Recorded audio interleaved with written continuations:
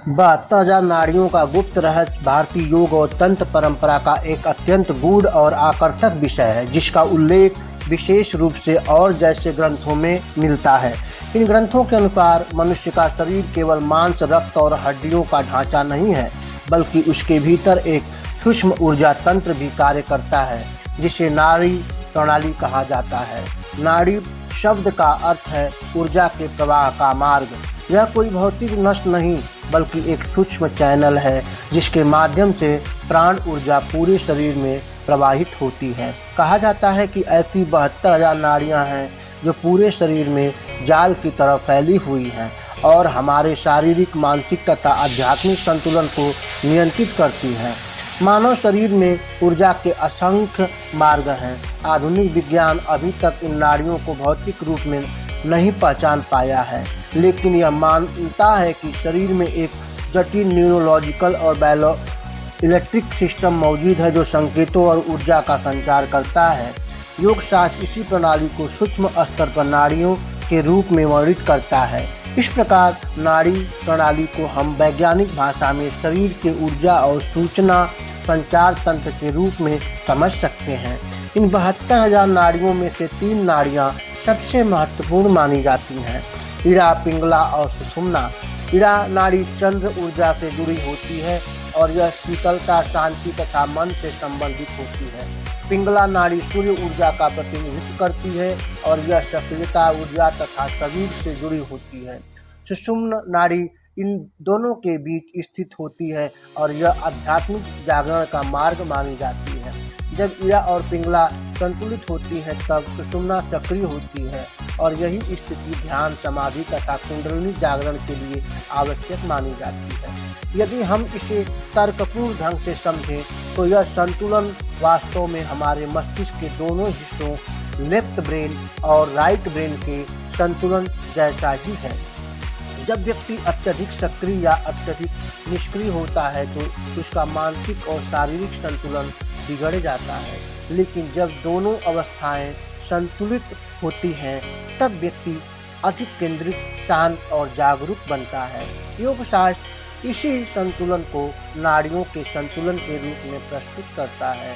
नाड़ियों का एक और महत्वपूर्ण पहलू यह है कि ये हमारे भावनात्मक और मानसिक स्वास्थ्य से गहराई से जुड़ी होती है। जब व्यक्ति तनाव, भय, क्रोध या चिंता में होता है तो उसकी ऊर्जा का प्रवाह बाधित हो जाता है। यही कारण है कि ऐसे समय में व्यक्ति थका हुआ, असंतुलित और बेचैन महसूस करता है। इसके विपरीत जब व्यक्ति ध्यान, प्राणायाम या सकारात्मक सोच का अभ्यास करता है तो उसकी नाड़ियों में ऊर्जा का प्रवाह सुचारू हो जाता है, जिससे वह अधिक ऊर्जावान और शांत महसूस करता है। प्राणायाम को नाड़ियों को शुद्ध करने का सबसे प्रभावी साधन माना गया है। शास्त्रों में नाड़ी शोधन प्राणायाम का विशेष महत्व बताया गया है, जिसका उद्देश्य इड़ा और पिंगला को संतुलित करना है। जब व्यक्ति नियमित रूप से प्राणायाम करता है तो उसकी श्वास नियंत्रित होती है, जिससे उसके शरीर और मन दोनों पर सकारात्मक प्रभाव पड़ता है। आधुनिक विज्ञान भी यह स्वीकार करता है कि गहरी और नियंत्रित श्वास लेने से नर्वस सिस्टम शांत होता है और स्ट्रेस कम होता है।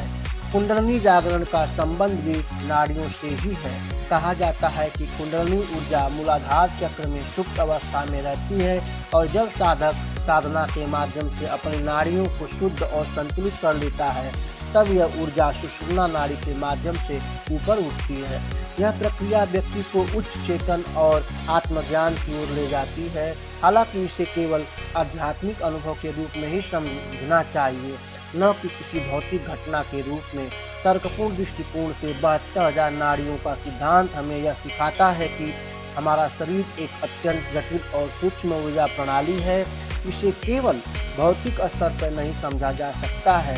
यह हमें अपने शरीर, मन और ऊर्जा के बीच संबंध को समझने के लिए प्रेरित करता है।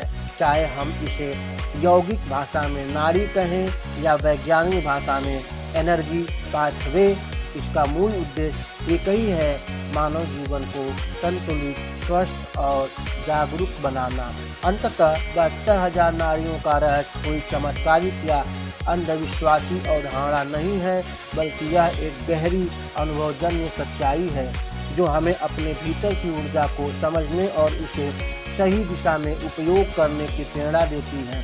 जब व्यक्ति इस रहस्य को समझ लेता है तो वह बाहरी दुनिया में भटकने के बजाय अपने भीतर की यात्रा शुरू करता है और यही यात्रा उसे शांति, संतुलन और आत्मबोध की ओर ले जाती है।